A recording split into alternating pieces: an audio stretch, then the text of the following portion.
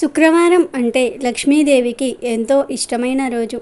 శుక్రవారం రోజు లక్ష్మీదేవిని ఆరాధించటం వలన మీ ఇంటికి సంపద, వైభవము, పేరు ప్రతిష్టలు వస్తాయి. శుక్రవారం రోజు కనకదార స్తోత్రం పఠిస్తే డబ్బుకు లోటు రాదు. అదేవిధంగా శుక్రవారం రోజు దాన ధర్మాలు చేస్తే లక్ష్మీదేవి అనుగ్రహిస్తుంది. ఎల్లవేళలా ధనధాన్యాలతో సమృద్ధిగా ఉండేలాగా దీవిస్తుంది. శుక్రవారం పూట సంధ్యా సమయంలో దీపం పెట్టే ఇంట్లో తాను ఉంటానని స్వయంగా లక్ష్మీదేవియే చెప్పింది. కాబట్టి ప్రతిరోజు దీపం పెట్టినా పెట్టకపోయినా శుక్రవారం రోజు తప్పనిసరిగా ఇంట్లో దీపం పెడితే ఆ లక్ష్మీదేవి మీ ఇంట్లో కొలువు తీరి ఉంటుంది. ఇక ఇంట్లో ఉండే నెగిటివ్ ఎనర్జీ, కష్టాలన్నీ కూడా పోవాలంటే శుక్రవారం రోజు సాయంత్రం 6 తర్వాత దీనిని ఇల్లంతా తిప్పండి చాలు. క్షణంలో దరిద్రం పోతుంది. మీ ఇంట్లోని చెడంతా పోయి లక్ష్మీదేవి అనుగ్రహంతో మీరు కోటీశ్వరులుగా మారిపోతారు అని పండితులు చెప్తూ ఉన్నారు. మరి శుక్రవారం రోజు దేనిని ఇల్లంతా తిప్పాలి అనే విషయాన్ని ఇప్పుడు మనం ఈ వీడియోలో వివరంగా తెలుసుకుందాం. అంతకన్నా ముందు ఒక ఊరికి ఉపకారం చేసిన బ్రహ్మరాక్షసుడి కథను విందాం. పూర్వం ఒక పెద్ద దండక అరణ్యము ఉండేది. అది మహాదట్టమైన అడవి ప్రాంతము. కన్ను పొడుచుకున్న కానరానంత దట్టంగా వృక్షాలు, తీగలు వ్యాపించి ఉన్నాయి. ఆ భీకరారణ్యంలో ఓ మర్రి చెట్టు ఉంది. దాన్ని ఆశ్రయించి ఎన్నో భూత, ప్రేత, పిశాచాలు ఉండేవి. అక్కడే ఓ బ్రహ్మరాక్షసుడు తన నివాసాన్ని ఏర్పరచుకున్నాడు. అడవిలో ఎన్నో ఔషధాలు విరజిల్లటం మూలానేమో వాటి గాలి సోకి ఆ బ్రహ్మరాక్షసుడికి కాలక్రమేణా తాను ఆ వికృత ఆకారం నుండి విముక్తి పొందాలనే సద్భావం కలిగింది.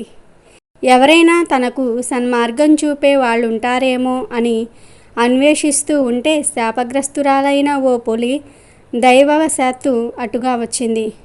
ఆ శార్దూల రాజు కళ్ళల్లోని నిర్మాల్యాన్ని గమనించి ఆ బ్రహ్మరాక్షసుడిలా అన్నాడు, ఓ పులిరాజా, నా యందు దయ ఉంచి నాకు ఈ జన్మ నుండి విముక్తి కలిగే మార్గం చెప్పగలవా అని అన్నాడు. దానికి పులి, పూర్వజన్మల దుష్కర్మలే ఈ వికృత జన్మలకు హేతువు. నీవు పూర్వజన్మలో సద్బ్రాహ్మణుడిగా పుట్టి నీకు వచ్చిన విద్యను ఎవరికీ అందించకుండా, సమాజ శ్రేయస్సుకు వినియోగించకుండా నీ వద్దనే ఉంచుకున్నావు.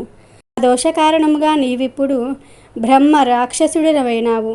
ఏదైనా సత్కర్మ చేస్తే నీకు విముక్తి కలుగుతుంది అని ఆ పులి హితువు చెప్పింది. ఆ సత్యభాషణములు విని ఆ బ్రహ్మరాక్షసుడు, జంతువే, ఇంత జ్ఞానం ఎలా సంపాదించావు అని అడిగాడు. అప్పుడు పులి, నేను సద్గురువును దూషించటం వలన ఈ దేహం పొందాను. ఏదైనా సత్కార్యం చేద్దామని ఎంతో ప్రయత్నించాను. కానీ ఈ రూపాన్ని చూసి ఎవ్వరూ నా దగ్గరికైనా సరే రావటం లేదు. ఇప్పుడు నీవేదైనా సత్కర్మ చేస్తే ఆ పుణ్యంతో నీవు నీ చేత సత్కర్మ చేయించినందుకు నేను ఇద్దరం బయటపడతాము అని పులి అన్నది. సత్కర్మ చేయాలనే దృఢ సంకల్పంతో ఉన్న ఆ బ్రహ్మరాక్షసుడికి ఓ అగంతకుడు కనిపించాడు.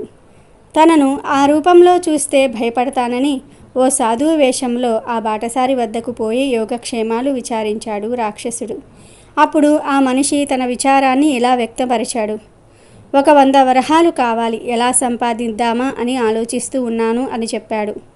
ఆ రత్నాలతో ఏమి చేస్తావు అని ఆతృతగా అడిగాడు బ్రహ్మరాక్షసుడు.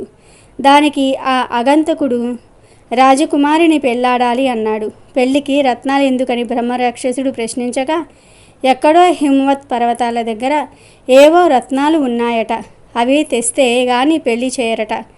ఈ దండకారణ్యంలో ఎందరో యోగులు, బ్రహ్మరాక్షసులు ఉంటారని విని వాళ్ల ద్వారా ఆ రత్నాలు సంపాదిద్దామని ఇక్కడికొచ్చాను అని బాటసారి చెప్పాడు. ఏ రాకుమారి, అవంతి రాజకుమారా అని ప్రశ్నించిన బ్రహ్మరాక్షసునితో, అవును, నీకెలా తెలుసు అని అన్నాడు బాటసారి. అది వీరశుల్కం, వీరుని ధైర్య సాహసాలు, వీరత్వం పరీక్షించడానికి ఆ నియమం. కానీ వారడిగినది 50 రత్నాలే కదా అన్నాడు బ్రహ్మరాక్షసుడు. వాళ్ళకే మొత్తం ఇచ్చేస్తే మరి నా భార్యా పిల్లలకు కూడా కావాలి కదా అన్నాడు బాటసారి. ఆ మాటలు విన్న రాక్షసుడు, ఒక భార్య ఉండగా మళ్ళీ వీడికి రాకుమారి కూడా కావాలా అని ఆశ్చర్యపోయాడు. ఓరి దుర్మార్గుడా, రాజ్యాన్ని, రాజకుమారిని మోసగిద్దాం అనుకుంటున్నావా? నీలాంటి దేశద్రోహికి సహాయపడి నేనింకా పాపం మూట కట్టుకోలేను అని బ్రహ్మ రాక్షసుడిగా మారి అమాంతంగా ఆ బాటసారిని మృంగేశాడు.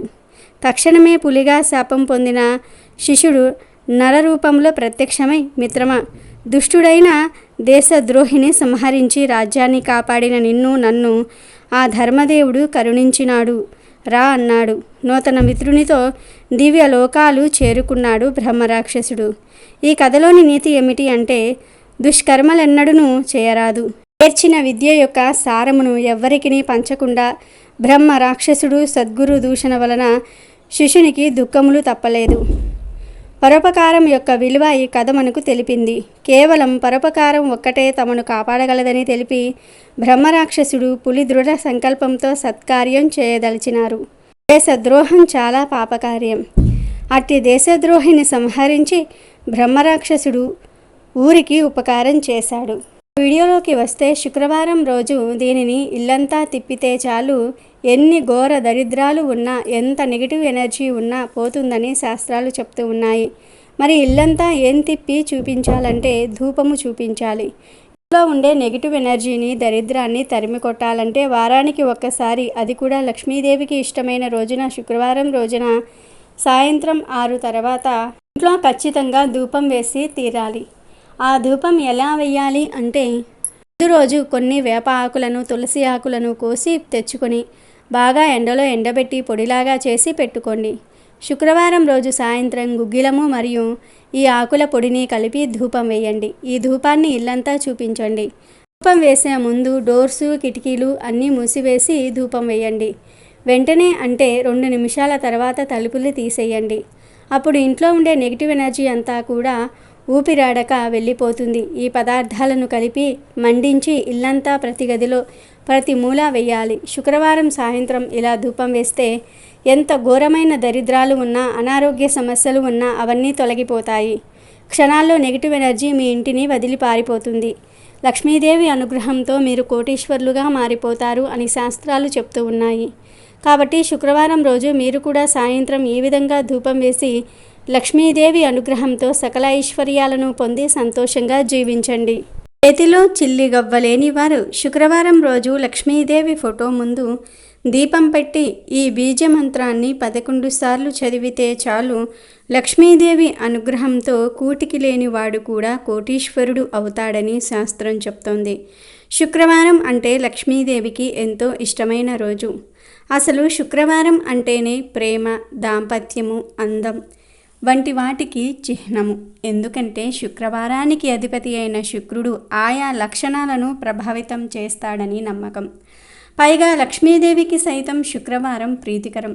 కాబట్టి శుక్రవారం నాడు అమ్మవారిని కొలుచుకుంటే అటు అమ్మవారి అనుగ్రహం, ఇటు గ్రహాల అనుకూలత సిద్ధిస్తాయి. త్రిమూర్తులలో ఒకరైన శ్రీ మహావిష్ణువు భార్య లక్ష్మీదేవి.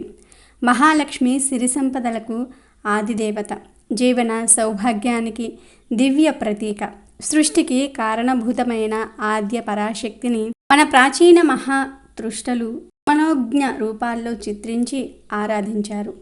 ఆ శక్తి మహిమలను, దివ్యత్వ శోభలను అనేక దేవతామూర్తులుగా మలిచారు. ప్రతి రూపం ఒక దివ్య సంకేతం. ప్రతి సంకేతం వెనుక ఒక రహస్య సందేశం కనిపిస్తుంది. మహాలక్ష్మిగా మనకు కనిపించే దేవి హిరణ్యవర్ణంలో భాసించే మధుర మోహనమూర్తి. ఆమె చతుర్భుజాలతో పూర్ణ వికసిత పద్మంపై ఆసీనురాలై ఉంటుంది.